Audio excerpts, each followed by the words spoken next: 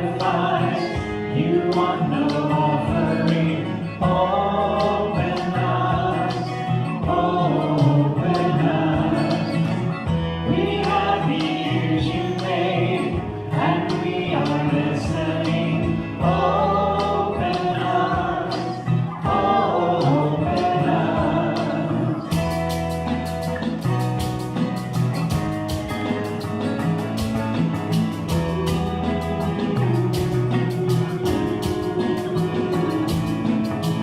You ask no sacrifice, you want no offering. Open us, open us. We have the ears you made, and we are listening. Open us, open us, open us, open us, open us, open us.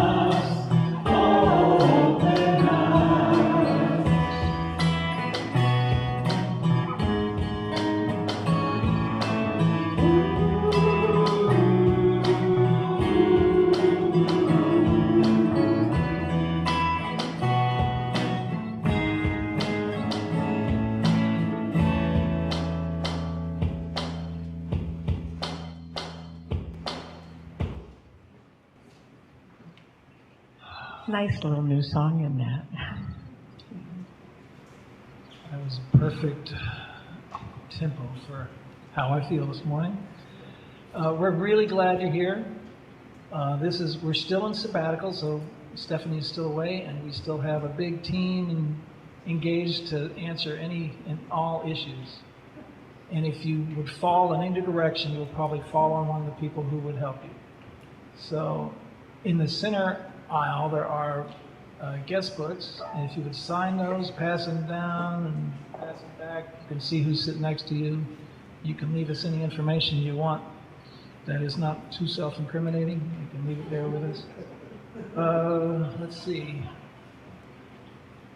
And is that enough about the business stuff? Let's see. Yeah.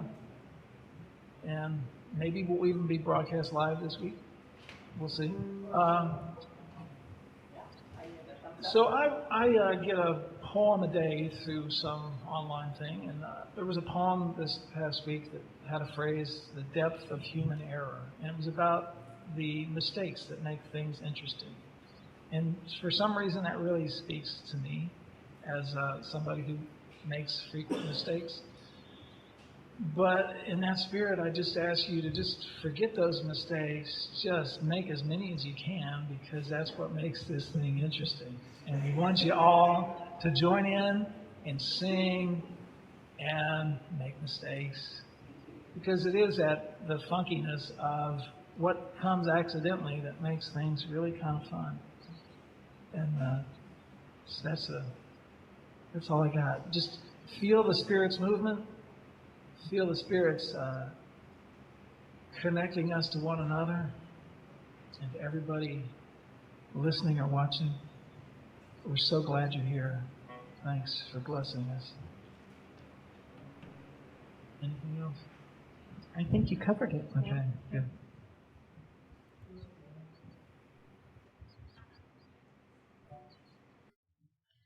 Another new song. Sorry.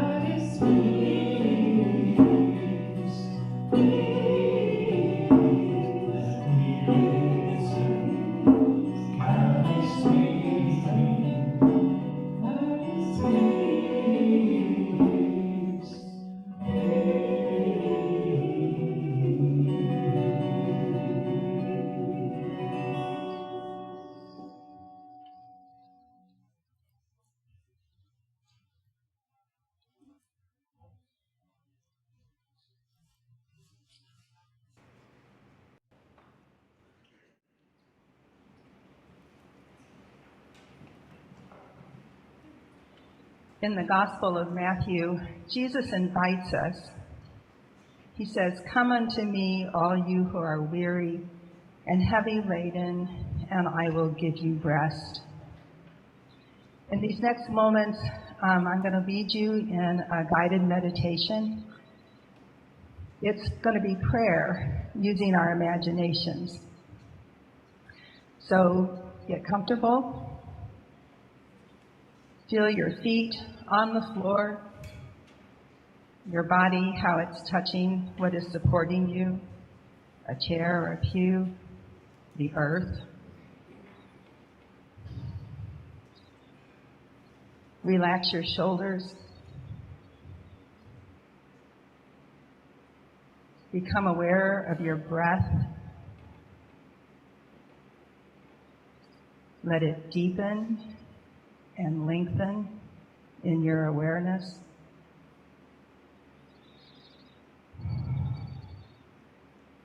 And the imagination is a little easier to access if you close your eyes.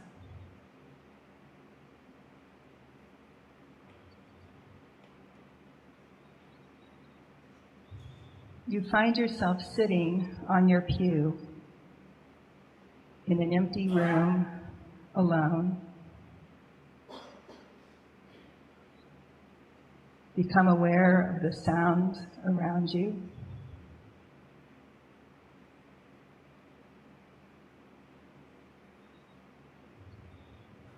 Then you hear a squeak at the back of the room as the door opens.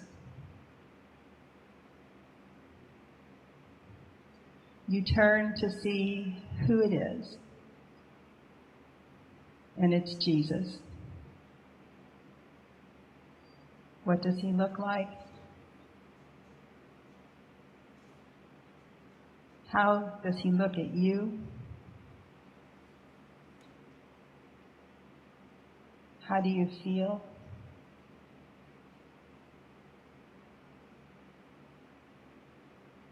You watch as he walks over to you and sits down beside you.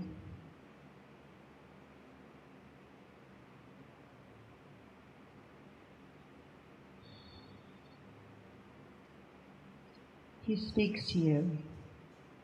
What does he say?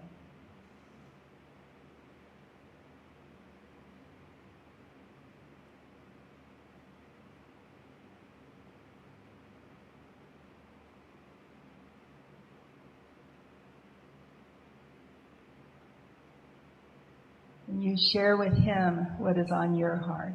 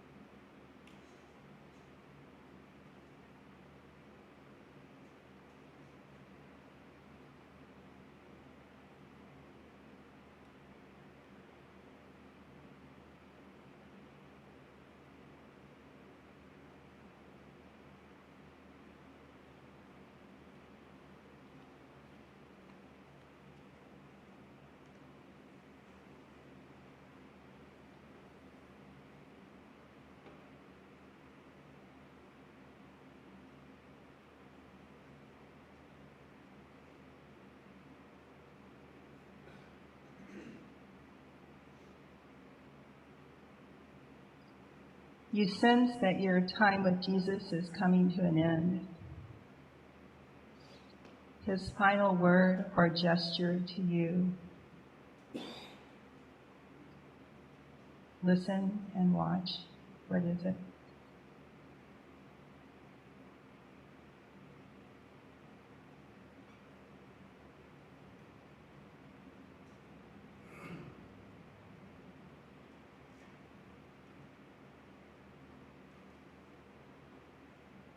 Jesus rises, and after one last look at you and you at him, he walks back to the back of the sanctuary and through the door. And you are left sitting on the pew pondering your conversation with Jesus? What is it you will take with you from these few moments with him?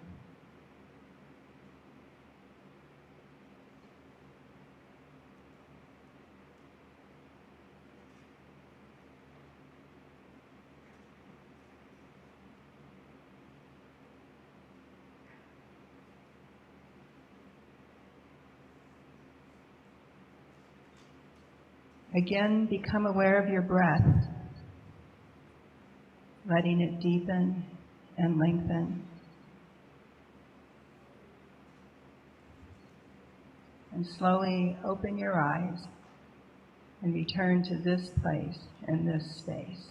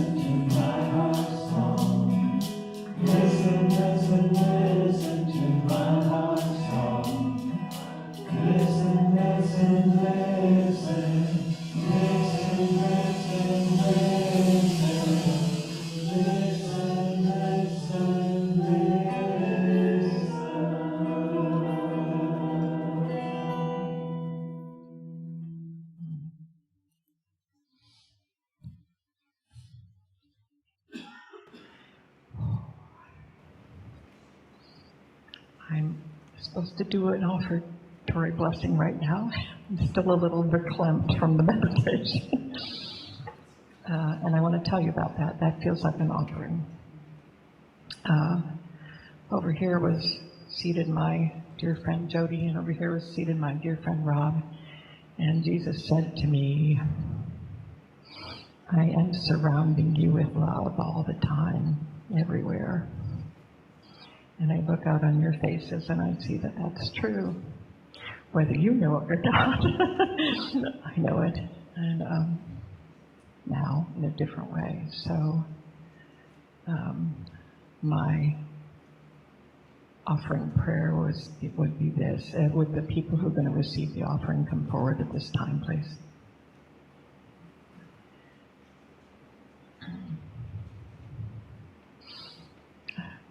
God, help us to remember who we are and how much you love us and how every day you surround us with love, your love. Help us to see that, and more importantly, help us to share that in every way that we possibly can.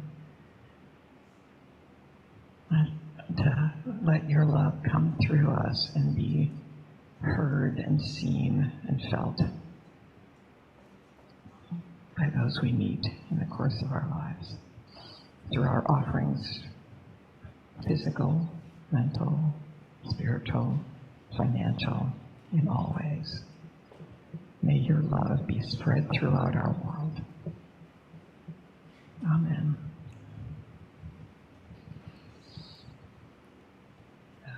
And the kids' corner will be up after these next couple of songs. So.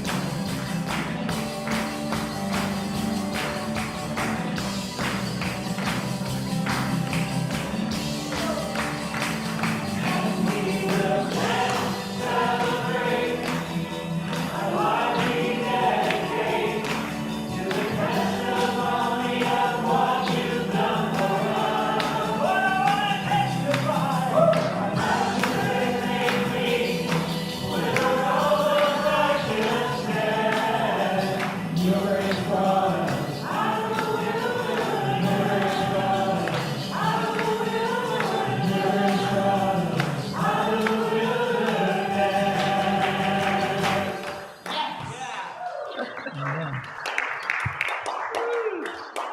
Kids Corner. Or shall we say Kai's Corner today? Kai's Corner. We got Kai's Corner.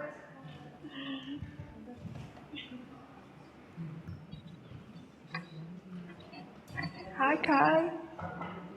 How you doing? Good.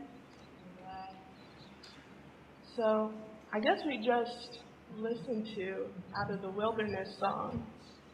And it says, Your grace brought us out of the wilderness. So, I sort of thought about that. And we're never really in wildernesses normally, right? Because I think of the desert and stuff. And we're normally not there. But what we all have is bad days, right? Have you ever had a bad day, Kai?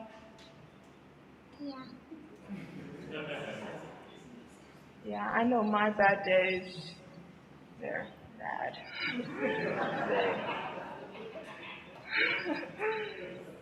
You kind of feel sad and angry and like no one's on your side. What does your bad days look like? Have you ever like wanted ice cream and then your parents are like, no, you can't have ice cream? I know, those are bad. Those days are bad. But I brought this book with me. This is No David. It's about this boy who's having a really bad day because he's been told no at all for all the stuff he's doing. Have you ever read it? Do you want to read it with me? Let's read it. So David's mom always said, "No, David," and he's writing on the wall. That's not what you're allowed to do. He's reaching for cookies, and his mom says, "No, David!" He's not allowed to get the cookies. Oh, and he's walking in all muddy, and his mom says, "No, David, no!"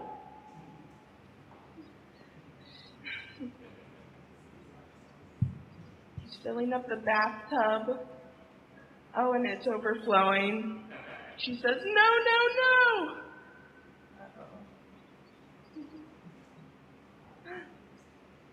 He's running outside naked. Come back here, David.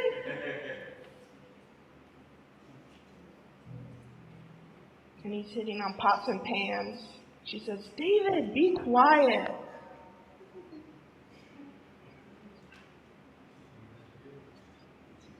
Oh, he made a little character out of his food. Don't play with your food.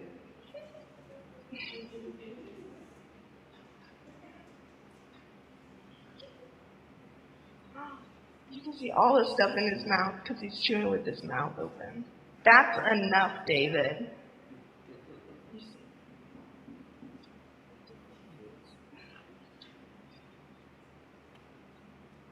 Oh, but he's really angry now because he's been told no all day.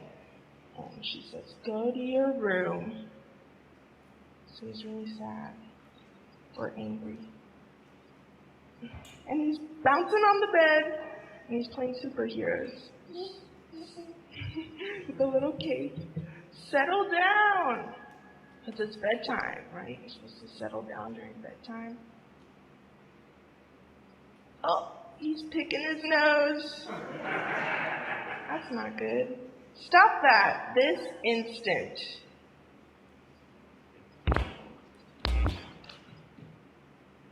He's watching TV while his room is a mess. There's so much stuff. Put your toys away. Does your room look like that? No.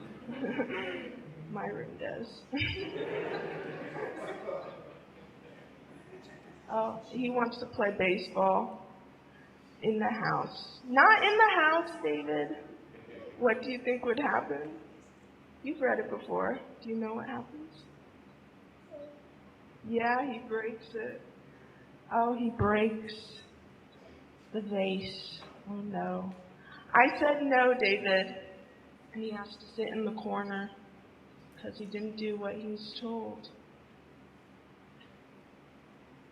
We're going to stop there. It's not the end of the book, but I just wanted to show you.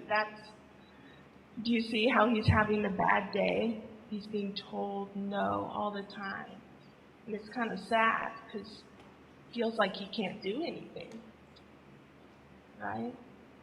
He tries to play, and she says, no, go to your room. And then he tries to play in his room, and she's like, no, settle down. Have you ever felt like that?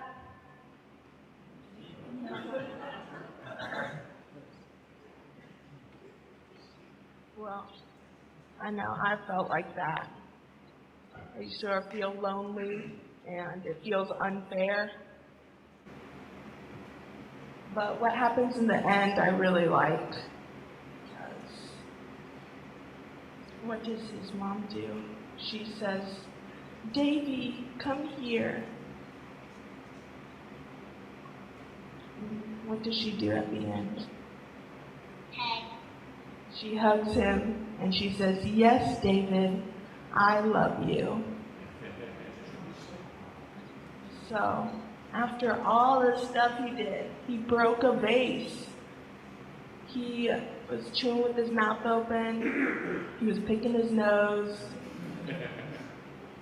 All that stuff. His mom still said, I love you. Says, and that's just like God. Even if you're having a really hard day and you're angry or you're sad, God still loves you. It's called unconditional love or unchanging, meaning no matter what, no matter if you're having a good day, a bad day, God still loves you. So we got to remember that. You want to put our hands on him? Because it's just the two of us. And God's children said, Amen. Yes.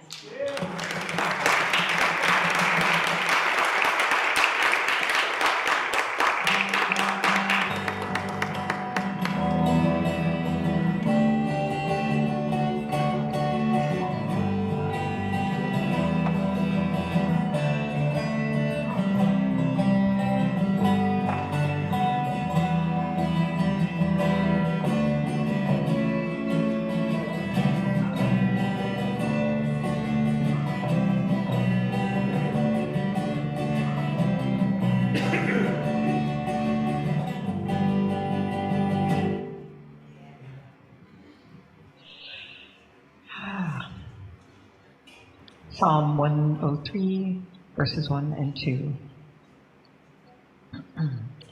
Bless God, O my soul, and praise them, my inmost heart. Bless God, O my soul, and remember their unchanging love.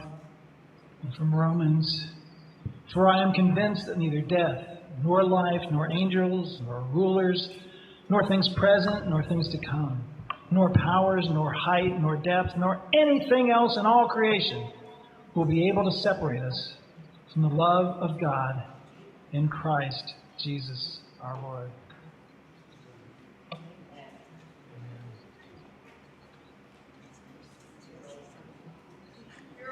That's a good word.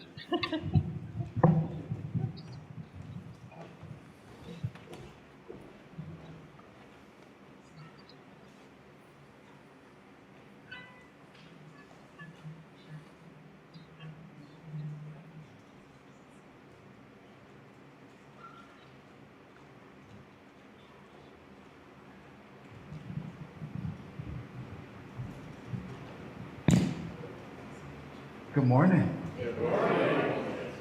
I was just having a conversation with Abby and let her know that the sermon was already preached. Let's give Rose a hand. That was awesome. That was amazing. That was my sermon. That was my sermon. No, seriously, it was. Because I want to talk about, I don't like the term spiritual dryness because it sounds like something you would see on an infomercial or commercial. You know, for spiritual dryness, take blah, blah, blah, blah, blah. May cause blah, blah, blah, blah, blah, blah, blah, blah, blah, blah, blah, blah, blah, blah, blah, blah. Because the side effects are normally more than, gives you more issues and more problems. So before I get started, I just want to say acknowledgments. It's an awesome privilege to be able to preach and speak and do the things that you love with the people that you genuinely love. And first thing I want to say, I know as a church we are praying for the renewal and renewal and refreshing of our pastor, Pastor Stephanie, wishing her rest. We miss her. It's amazing to realize how much a pastor actually does, because it's taking a team of us to actually do what she does, and so I do understand. Again, we live a life where we could be. Many of us have multiple responsibilities, but I just imagine the responsibility of a pastor, especially one who has a family. So I enjoy the opportunity to be able to be with a group of folks to assist and to help Pastor Stephanie. My name is Gerald. I'm Gerald Palmer. Hey, how you doing? How you doing? So one of the things that I love is the importance of storytelling. I am not going to be long with you, even though I come from a tradition where the intro to the sermon is 30 minutes. And then, true story, I grew up in the Black Baptist tradition. And one of the first times after I received my license to preach, I was asked to do this whole thing. It was the seven last words of Christ. And so you get 7 ministers, and each minister takes one word that Jesus said at the cross, and you get 7 minutes. And so I was excited because I was just a new preacher, and I got the last word. And I had 7 minutes. The guy in front of me preached for 70 minutes. He started with Jesus on the cross and ended up in a little town in Arkansas in back of a truck. So if you start hearing me talk about back of a truck, just kindly band come up and start playing. So I want to talk about instead of spiritual dryness, we could talk about spiritual isolation, spiritual disconnect. How about that? Spiritual disconnect. SD. Everything is short these days. SD. I don't like that. Let's just say spiritual disconnect. And spiritual disconnect, again, our spiritual dryness is a feeling of isolation, And in a time where we are most connected, we're also most disconnected. Again, in a time where we're most connected or have the ability to be connected, we are mostly disconnected. And as I start talking about spiritual disconnect, before Pastor Stephanie left, I asked if I could speak to her because I wanted to talk to her about something that I had a lot of shame about. And growing up in the tradition that I grew up in, it's looked on negatively if you feel as though you are disconnected from God. It's looked upon negatively if you have questions about God, or if you're angry at God. So I had a lot of anger and disconnection that I've been really sitting on for years. And I actually had the opportunity to talk to Pastor Stephanie about that. And she said, well, I'm going on sabbatical. Make sure you share this story with the church. So all of us came to Crossroads for whatever reason. And the reason why I came to Crossroads is, I guess you could call it my spiritual wilderness, my spiritual dry spell. And so I want to talk about, through my story, I'm going to talk to you about what, we already talked about what is spiritual dryness or spiritual disconnect, but what are the causes of spiritual disconnect? And actually, so I grew up excited about being in God's hand. You remember the song growing up, He's got the whole world in his... So I have a lot of gifts, but singing is not one. Singing is not one of my gifts, but I still torture people with that gift, that non-gift. So I remember hearing He's got the whole wide world in his hands, and I was just in so much awe that even little me was in God's hand. Those are some big hands. Those are some big gloves, big gloves that are, that's where I was thinking, like, how big is God's gloves? If God's hands are so big. And even then I was singing, He's got the whole world. Now I'm singing, they got the whole world. She has the whole world. And that's another part of spiritual disconnect, the reframing of who God is to us. So as a teenager, I started becoming angry at God because of a lot of things that had happened to me. I felt as though I slipped through God's mighty hands. Has anybody ever had that feeling before that I'm seeing people raise their hands. See, that's good to see that. Because a lot of times when we go through this, we feel as though we're the only ones, right? We see people in church praising God. We see people on Facebook and they're just praising God and all of this and all of that. And we're like, what about me? So as an adult, I found my spirituality again and even felt called to preach. I preached my first sermon in 2004. And I won't go into the whole tradition of the Black Baptist tradition, but actually, my actually first sermon was preaching in front of a whole group of ministers and elders in order for them to decide if they would license me or not. Then I had to preach in front of the entire church to decide if they wanted to license me or not. And that was January 2004. So I preached my first sermon, actually, let me say, 2003, actually. I preached my first sermon. I know, I'm getting so old. So it's been 20 years. And I remember the excitement of preaching my first sermon and learning more about who God was. And then in 2006, I got a spiritual wake up. My theology shifted from one of affirming and accepting of our LGBTQ plus siblings. And that caused just all the alarms to go off in my head. And I recall, I know when this started for me was, and I won't get into that story, but it started because there were some discrepancies. You say that God's an all-loving God, but yet there's a group of people that God doesn't love? What is this? You're saying that you represent God and you're a church of love, but what? It's just confusing to me. You're saying that you're too blessed to be depressed, but God created people with gifts to become therapists, to help people with wait a minute, this is not right.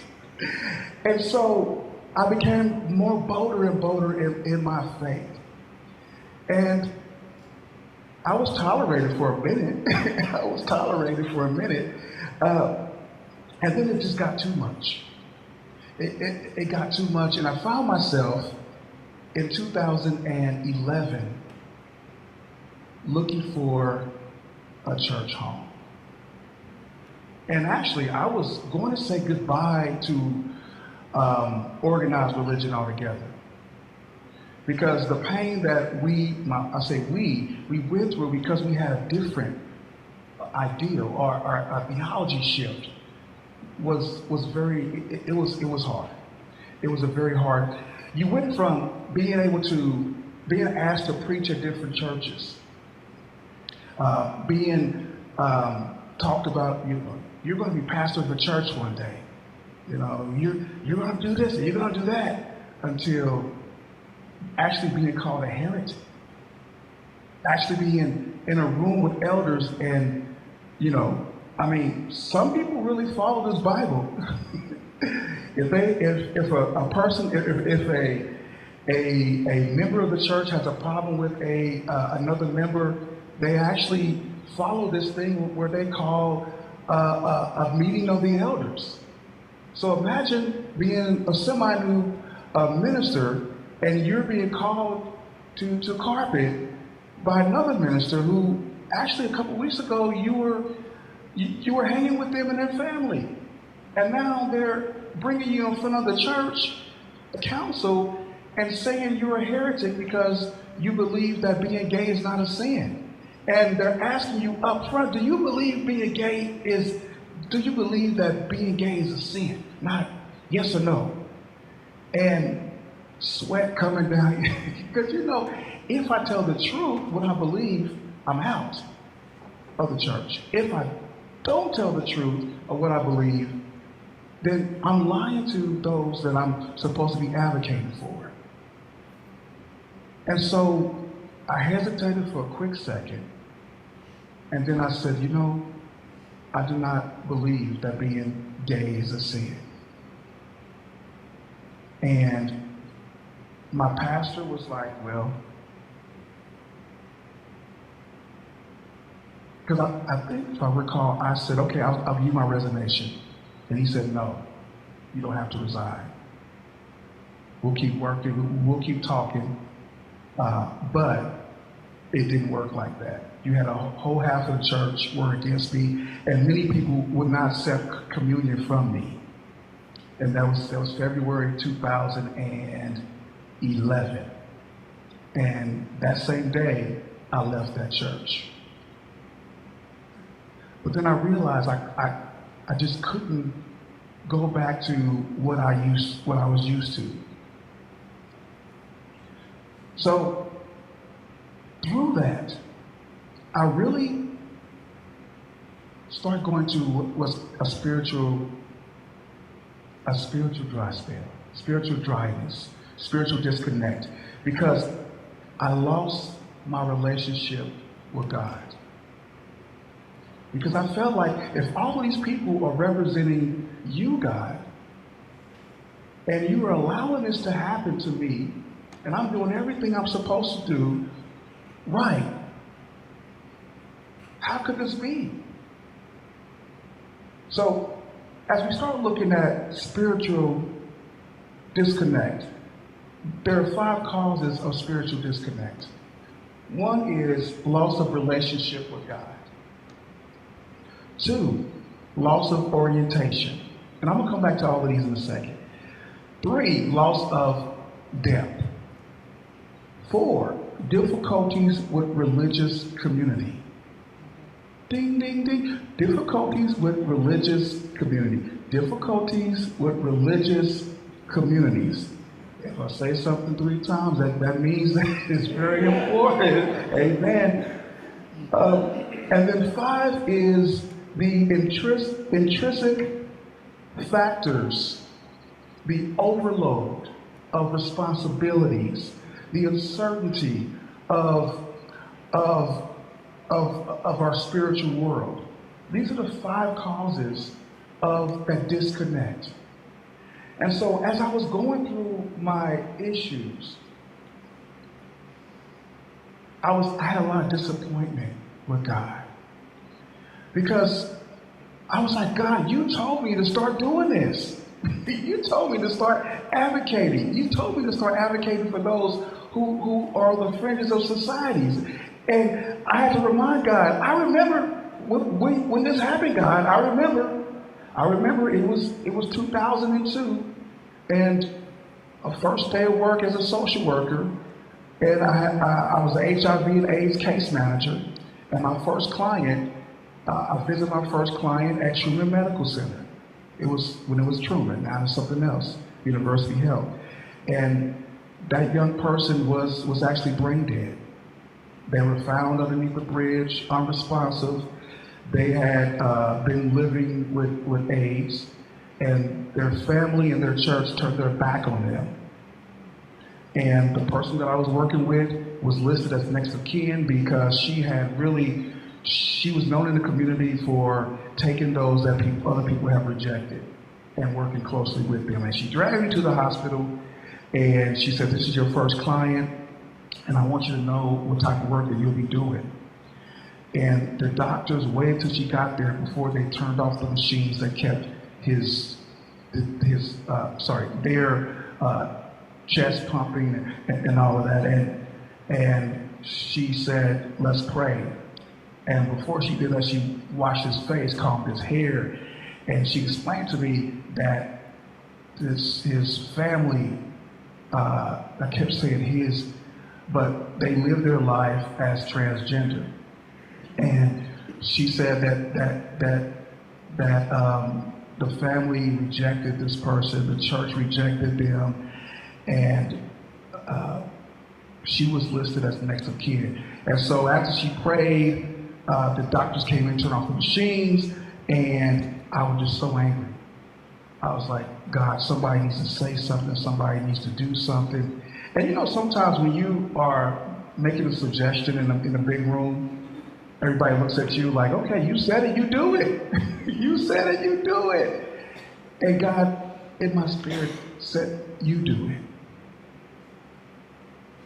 And so since that day, I started advocating and researching everything I could about the scriptures and what it means to be different in the eyes of others.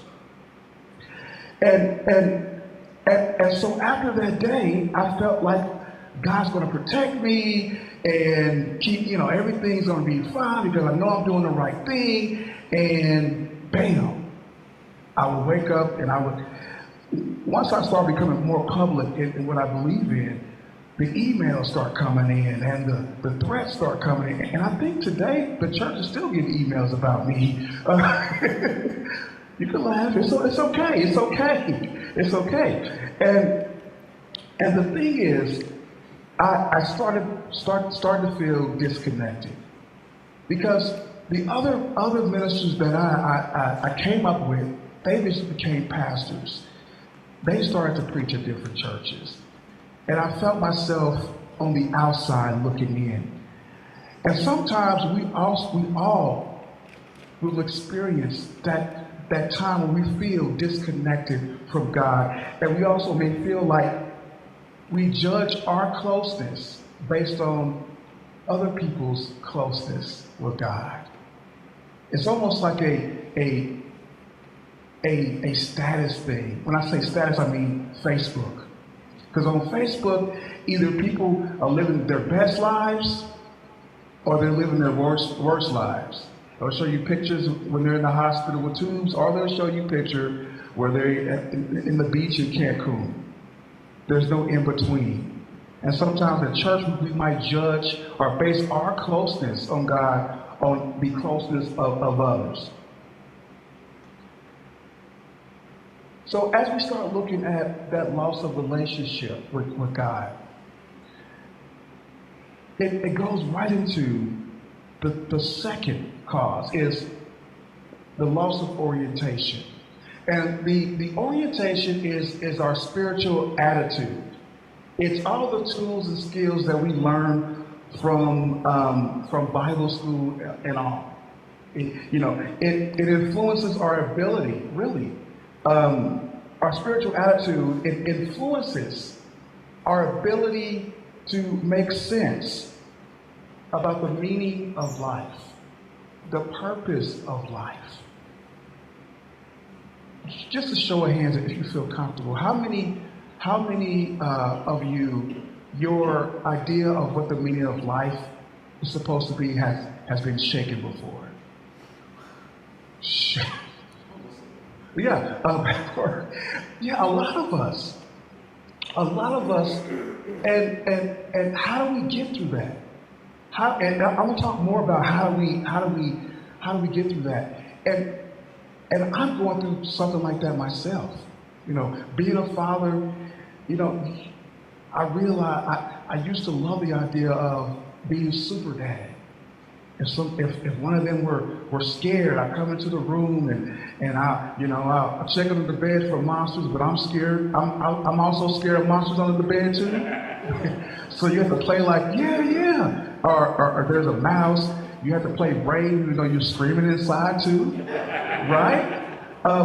So you put on that hat. But now my kids, the youngest is 17, about to be 18. This is her last year in high school, and my role has changed. It's scary. And people keep saying, so, when are you going to retire? I'm like, I'm just 50. And they're saying, just? You're just 50. And it's funny because my youngest is 17, she's already talking about retirement. If you know her, you know that's how she thinks. She's already talking about retirement. But see, loss of orientation happens when we have a loss of a spiritual home. That happened to me. A loss of role. A loss of a role. It can even be non-religious related. Loss of a dream. How many of us, you don't have to raise your hand, have lost a dream? I used to have a dream about being a hip hop star, being a rapper and a singer. Didn't work out. It didn't work out like that. I had a dream about being a basketball player. Yeah, 5'6", no. And it's almost like the I was gonna do it. No, I won't do the joke. But yeah, loss of a dream. And the biggest one for me has been the changing of how we see God. I love you, Crossroads, but it took me a long time to see God as a sheep. And don't judge me. Don't judge me. It has taken me a lot of years of dismantling heteronormativity. And I challenge myself all the time. And I struggled with that because of how I grew up. And to be honest with you, I'd rather God be a woman because men have ruled all this long time and I work okay. Sorry. Y'all can clap for that. It's for real. I'm for real. I'm for real. Yeah. But again, it's the change in how we see God, the lens. So that's a loss of orientation. And these are things that we all are dealing with. I hope you feel more comfortable knowing that you are not alone, right? Number 3, the loss of depth. It's like how far we go in our religious and spiritual practices. Are we still on the surface or are we deep? I think a lot of time I grew up in a time when if you were not deep in your spiritual life, you were ridiculed. You know, I often hear the idea of, some people have milk, and some people have the meat, and if you don't need the milk, blah, blah, blah. But sometimes we might only just be on the surface, and that's good enough because we're still connected and close to God. And today is just so amazing because for some reason, everything I was going to preach on today, people talk to me about just in our normal conversations. We talked about distractions in life. distractions and how we're so connected and yet we're disconnected. There's no off switch. There used to be times when you go to work, you are off. But now you're able to check email on your phone. Everything's on, everything is on your phone. You can have all kind of virtual meetings and teaching. I spent the last 4 years of teaching online. I have not been in the classroom, physical classroom, in 4 years. And it got to a point where people were, and I had to say, you know what, I know we're virtual, I know you're at home, but pajamas, right? You're laying in the bed like you're watching TV. No, this is not what we do. But anyway, let me get off that. We have loss of depth. Everything's become routine now, and it's forced. I remember when I was a minister, I was a assistant pastor, and I remember it's first Sunday, you gotta wear your white tie. Everything was like, okay, you do this and you do that and you do this and you do that, and it felt so forced. And you start to be disconnected. You start to lose your focus. You start to lose your why. And then there's a lack of motivation. It's Saturday night, I gotta get up in the morning, lead this Bible study, and I gotta do this, and I gotta do that, and I gotta do that. Where I used to get up like, woo! Yeah, and that lack of motivation. And so all of these, you don't have to go through all of them, but sometimes you can have all 5. The fourth one, difficulties with the religious community. We are the hands, the face, the feet, the mouth, the eyes of God. We represent God. And what happens if you have bad representation? God needs a new PR person. Because what God has right now, it ain't it. People are turning away from organized religion.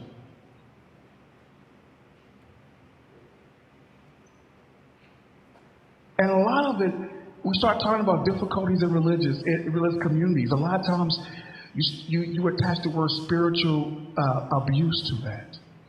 The truth is, we are human. We make mistakes. Just because we have a title doesn't mean that we're not human. And sometimes you have conflict, you have bullying, and it can lead to church hurt. And sometimes you have churches that are in transition. When you have a group of people that are in transition in their personal lives that comes over into the church itself is in transition. And how do you address and how do you deal with that? And then it becomes too much to take in. And that's when you have overload. And it can lead to depression. It can lead to a lot of stress of multiple demands. I remember one of the stressors that I had, when I was a assistant pastor, I had a younger family.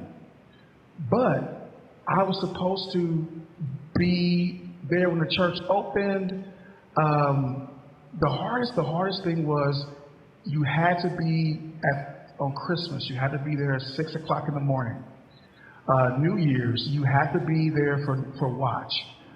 And you had to be there from 9 o'clock to midnight with the church.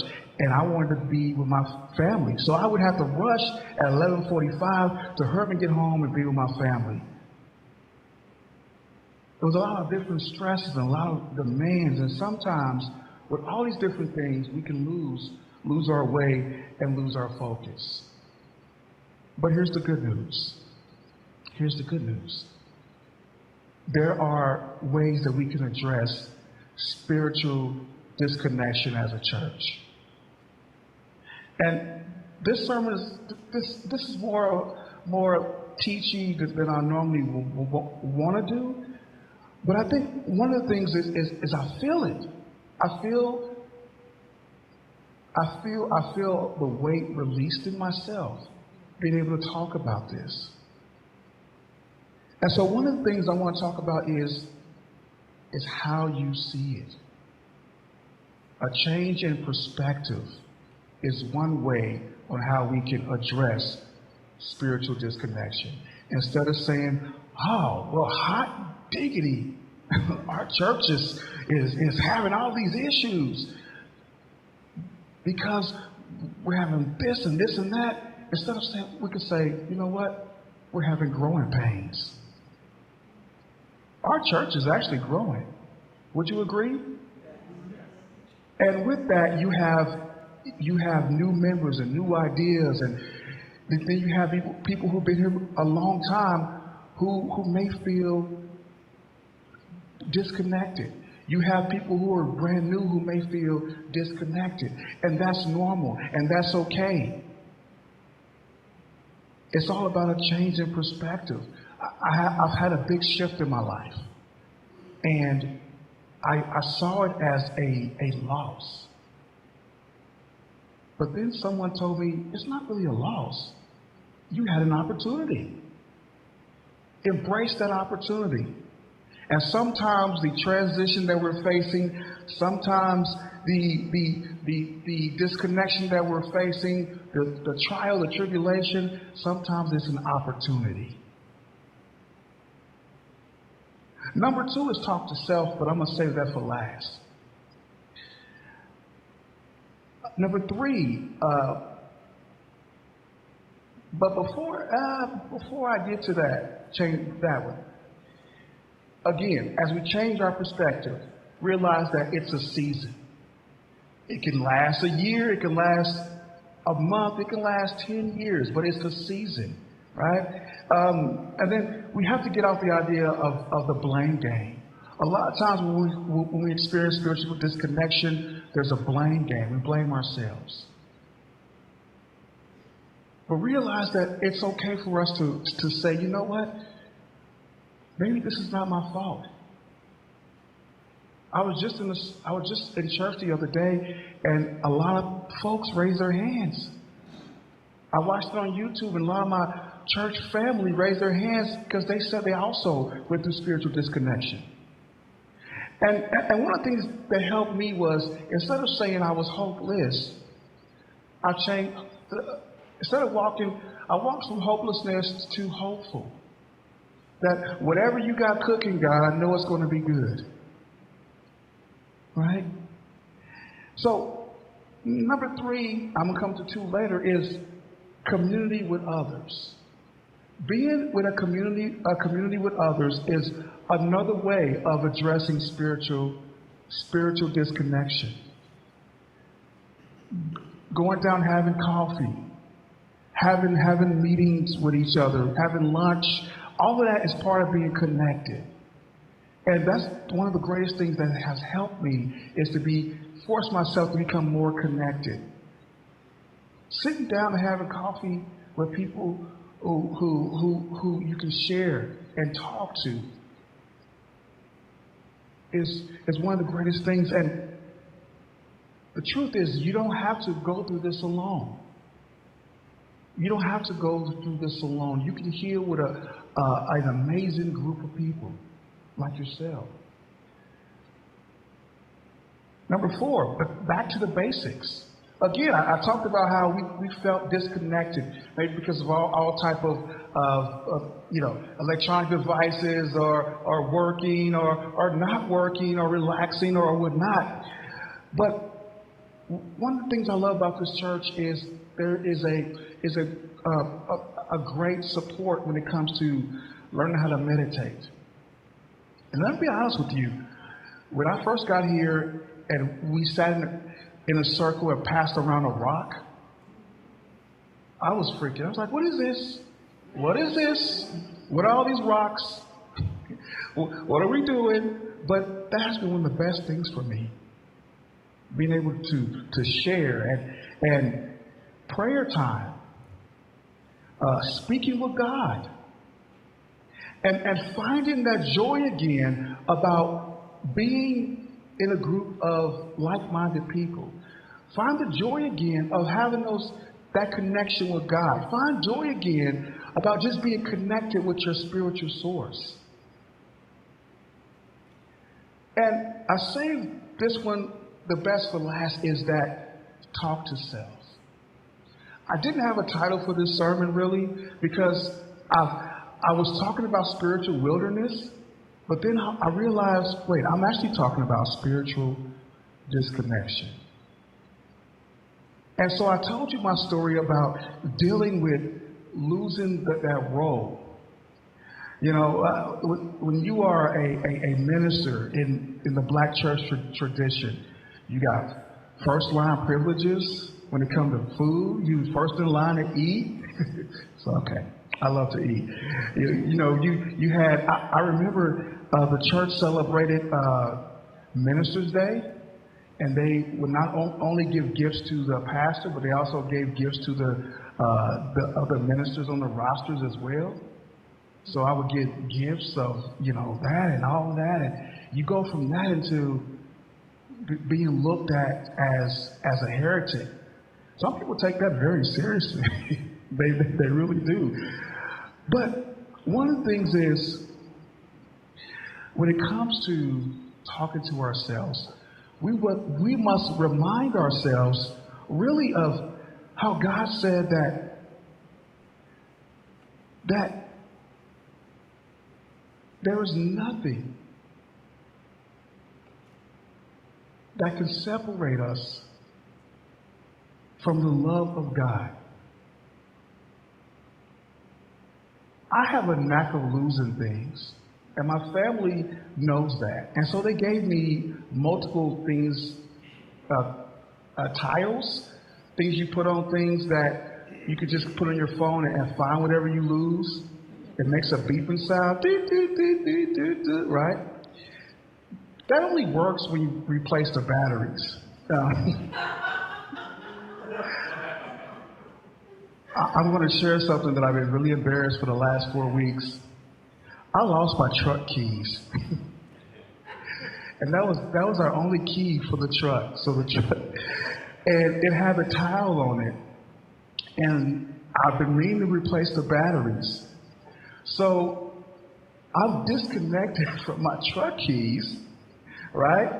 And I not just disconnected, but the issue is like I'm not connected with it anymore. I can't locate it.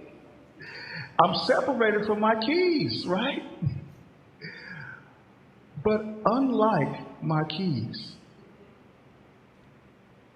we are never separated from the love of God. No matter if our spiritual batteries are low or not charged. Because that's what this is. Spiritual disconnection, spiritual dryness is our spiritual batteries are not charged.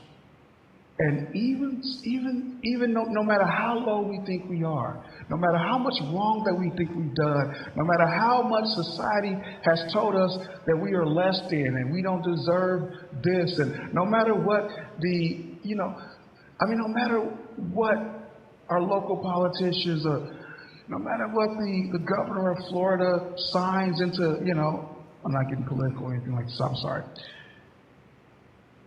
No matter what society says, God has something different to say. No matter how hard we come on ourselves, just realize that there is nothing that we can do that can stop God from loving us. So we must begin and continue to talk to ourselves, listen to ourselves, and remind ourselves that there's nothing that we can do that can disconnect us from God. There's nothing that we can do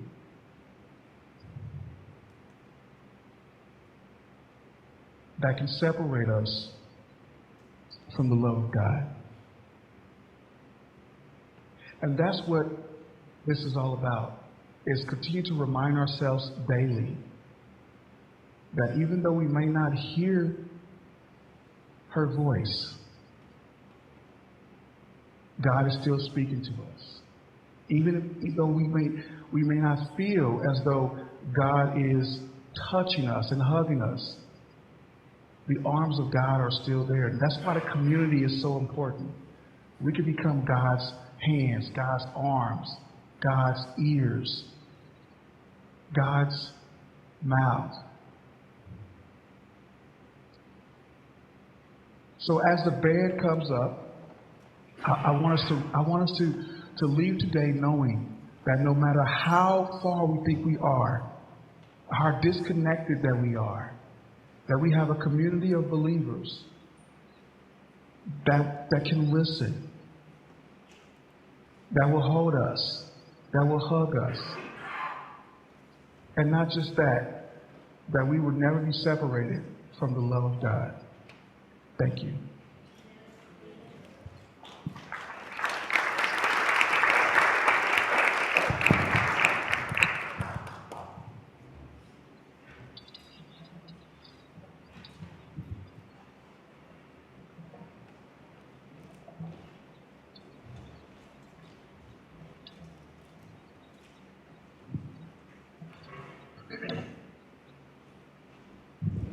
Thank you, Gerald.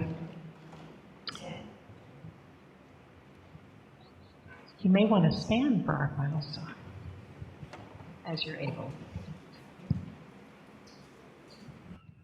Because the words even say that. Strength to arise.